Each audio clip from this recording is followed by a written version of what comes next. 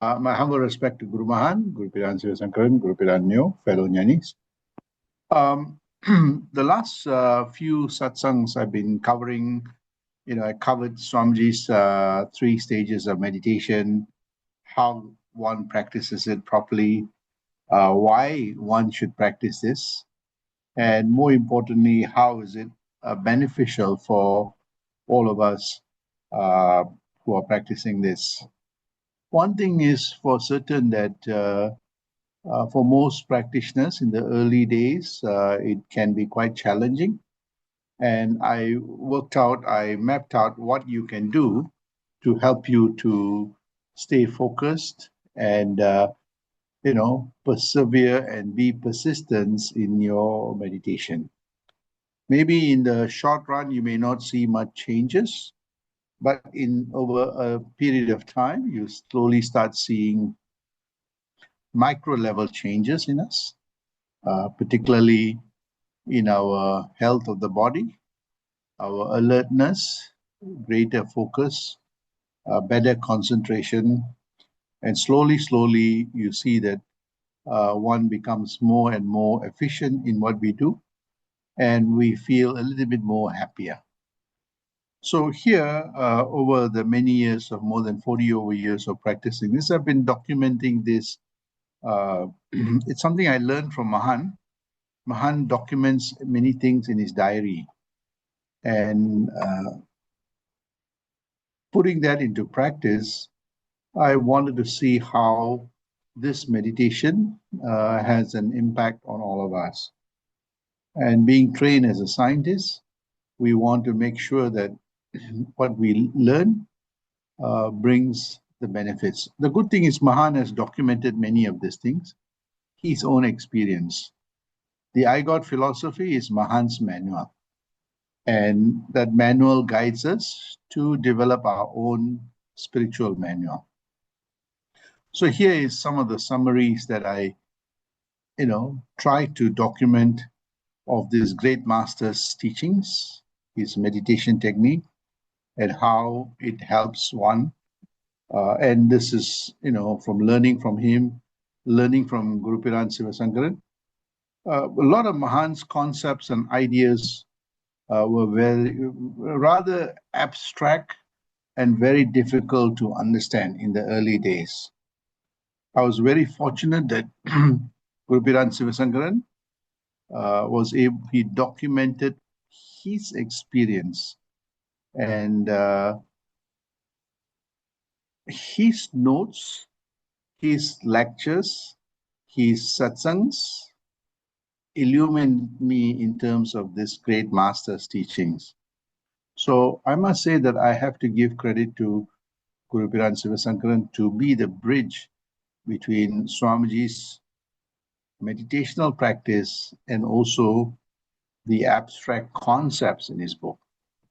It is not easy to understand some of the concepts, and we have gurus that bridge these ideas. So many of the ideas that I have, many of the presentations and many of the insights are what I learned from Guru Piran Sivasankaran, who helped me bridge this knowledge in a more simplified way. And through that practice, I try to make it a little bit more easier for all of you. So here it is. So I spoke about the first stage, second stage, and third stage. Of course, Swamiji has documented this. And I remember asking Guru Piran Sivasankaran why first stage, second stage, third stage, and he explained what happens when we practice first stage. What is the science behind this first stage? It gives you a focused mind and intellectual growth. And there is a scientific reason why this happens, right? It's not a mystery. It is actually, there is a basis for this. And Swamiji knew this. He touched a little bit in the I God book, but the more in-depth analysis was given by Guru Piran Sivasankaran for me, and and I'm trying to share that. The same thing with the second stage. What does the second stage do? Why does the second stage works in this way, right? And the third stage, what happens in the cleansing step? Right? Why does the cleansing step have this impact? So if you want to know more details about this, you can refer back to my earlier slides in more in depth of first stage, second stage, and third stage. Today, I'm going to cover, we practice all this. What is the practical benefits of this practice, right? As I said, Swamiji, through his practice, he was able to discover his spiritual compass, the compass that helped him discover his true north. True north means his destination where he wanted to get. He became Mahan, one who, the Jnanavallal, Paranjyothi Mahan Jnanavallal is one who acquired that knowledge, the wisdom knowledge, that liberally he was able to share, that knowledge of the Paranjyothi, the supreme light, that gave him that Mahan quality, Mahatana quality, the highest quality. So in his name itself, that meaning of this practice has been embedded. And that destination, the true north, is actually the Mahan itself. And he was able to discover his spiritual compass through understanding religions, understanding the spiritual pursuit through a rational and a scientific lens. So this is what the first, when we practice, we get that spiritual connectedness. When someone wants to overcome challenges or want to discover something, Swamiji always says, Unarva Gavadipa. He says, focus on that inner vibration, be connected to it.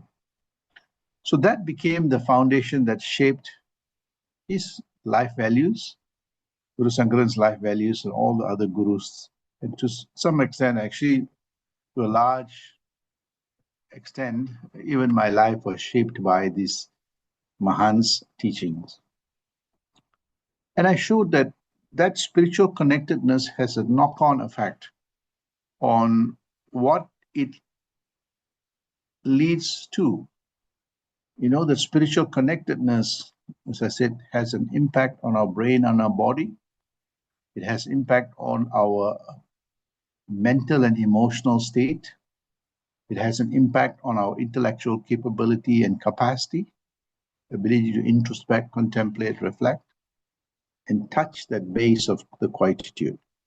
Not easy for an ordinary mind. Only a mind that is determined will be able to do this. When that happens, that I spoke about how the mind becomes creative and innovative, the intellect becomes sharp, you discover the creator's creative force, right? And that leads you to the natural talent. And when you acquire the natural talent, you acquire that universal perspective. And you're able to relate to all people of all status, all stages of development. You're able to relate to nature. You become more nature-centric. And you see that our social capital, our emotional intelligence improves.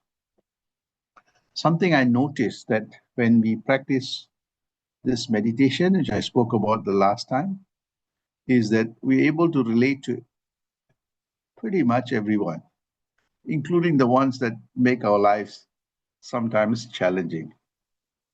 But in all this, we see that our mind always remains steady, calm, cool. You're not perturbed by this. And when the mind is calm and cool and peaceful and harmonious, the words also become that. And the actions become that. And I said in one of the previous satsangs, character is how or what the decisions that we take during the most difficult moments of our life. So character is defined, or our character, we realize, depends very much on how we react to things around us, make decisions during the most difficult moments. Right? You see, sometimes difficult people are calm. The moment difficult moments come, they get agitated, they can't control their words, and so on. So that is the character that one would permeate. So that social emotional intelligence becomes an important asset as we practice meditation. You're able to relate to everyone, people of all walks of life. Your social intelligence and your social capital becomes so good. Your relationship with yourself, you become more harmonious with your own self. You don't put yourself down, nor do you, have an ego trip. Your relationship with your spouse, your family, your friends, your neighbors, your office colleagues, general strangers become great. When you meet people, you always greet them, right? Some you have this thing called Sandosamba, peace be with you. So that emotional intelligence leads to that eighth capital. When we have that physical health, the mental health, the intellectual capability, the creativeness, the natural talent, and that social capital. And I said what that social capital in the last satsang I spoke about is how we are able to relate to everybody, and we have that collective intelligence of everyone because we learn, we share, we have all those experiences that builds our collective intelligence. And that collective intelligence leads to the eighth capital, is that we become confident and we become self-sufficient. We have that knowledge, that ability to look after our own physical needs, our own mental needs, our own spiritual needs, our own financial and other. So we become sufficient. It's very interesting that what this leads to, and I'll go a little bit more in detail over the many years. In the early years, whenever I don't know anything, I straight go and ask a teacher or ask, right? But over the many years, that changed. And oftentimes you see people, when they don't know something, okay, let me ask somebody that knows, which is fine. But the best thing that you can do if you don't know is intensify your research. Find out, discover, explore, right? So you become more and more self-developmental, self-inquiry, immersed in that search for that knowledge on your own. So Swamiji always says, Arachi romba mukkiyam ba. He says that research is what leads you to discovery, right?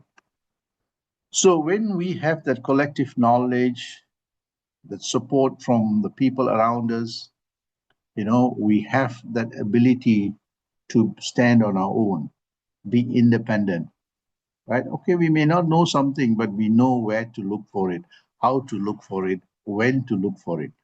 That's what empowerment means. I lived with this great Mahan, both Mahans, Guru Sangaran and Guru Mahan. They were both determined. They always did things on their own. They never depended on anyone, right? They may ask, okay, why don't you do this? They only, if nothing is done, they get on and do it. This is what that whole movement that these people led. So that empowered capital is what leads to the self-sufficiency. Before, we are dependent on, on other people for emotional support, for intellectual support, for all kinds of support. But over time, you become more and more independent. You become the pillar. And that's something I noticed over the many years, seeing Swamiji, seeing Guru Sangaran, and even myself experiencing over time, that what we could not do, we started doing. So that empowered capital or empowerment, I want to go into more detail how this takes place through this meditational sadhana. So here it is. Through this practice of this Mahan, one discovers that spiritual compass. And what happens is that I like this word called empower, because there's a power that we unlock through this meditation, and the power unlocks many, many things for us that makes our lives enlightened and illumined. So I want to focus today on this practice of this Mahan that initiates or that, creates the structural changes of physiological change. That is our brain, that is our hardware, and our software called the mind and intellect. That structural change leads to many of the capitals, but I want to today talk about the empowerment. What does it lead to? Something very interesting is that the empowerment, that practice leads to excellence. That word is an amazing word. In Sanskrit, it's called sarvadakshina. Excellence. You look out, you do things in the best possible way. Swamiji says, utru, utru, noka, noka, that intensity that leads to that excellence. You give your best in whatever you do, right? So whether you're a student studying, whether you're a teacher, whether you are a husband, or whether you're a wife, or whether you're a child, you understand your relationships. You understand your interactions. You understand your roles and the duties, and you give your best. An employee, they know that because of the effort, the company does well. When the company does well, everybody does well, right? So they give their best. The same thing with community, the same thing with the nation. That excellence is what that empowerment, that excellence lead to that empowering quality. And this is something that over the many years, I noticed that there are things that I used to ignore before, but now no. Once the mind is focused, it sees through, right? That excellence, right? You don't give excuses of not doing, allocating time for meditation or going for satsangs or doing community and charity work. Excuses drop off and you give the best. This is one of the qualities of that empowerment. The second one is that over the time period, as you start meditating, you become more magnanimous. What does that mean? Your heart, your mind, your intellect becomes more and more generous and forgiving, right? You don't carry any more grudges, and you are willing to share whatever you can share, resources, knowledge, and somehow nature makes it possible. How busy you are, somehow that thing fits into your system because the mind can recalibrate and accommodate that. So this is the second door that opens up. Empowerment doesn't happen by randomly, it is by design. So that excellence opens up that magnanimous qualities in us, right? And there are times that things don't work out. There are times that, we are unable to do it, but we persevere. There's this perseverance, vidapadiyaga, intensity. You do it even during the most challenging moments. There are days that you don't feel the unarvu. You say, no, that is the day I have to really intensify. There are days that you are so busy, yet you allocate between those busyness pockets of time to be one with your own divinity, right? Yeah, there are days that, you're really busy, no time, but you still have the pockets of, moments of the divine connections. So, but I always hear, people say, oh, Guru, I've got no time for this, I've got no time for that. I said, when you don't have time for your own spiritual discovery, if you don't put in the effort, if you give all the excuses, divinity will excuse you too. So that the mind now knows what to prioritize. Right? Yeah, even how busy you are with office work and relationship, you cannot afford not to have that union with yourself and your divinity. So that perseverance, persistence becomes the values that your mind imbibes. Now, when you do that, you have that excellence, that magnanimous, the perseverance, the fourth door opens. You know how to create opportunities for yourself. When you're a student, you know where to get the resources, how to study, you know. I tell you a secret that when I was studying, I was not very good in my studies. I didn't know how to study. But practicing this Mahan's teachings, I learned my own mind mapping method. In that method, I learned how to condense 200 pages to 10 pages to 2 pages to 1 page and no page at all. And you remember everything and you can bring it all back.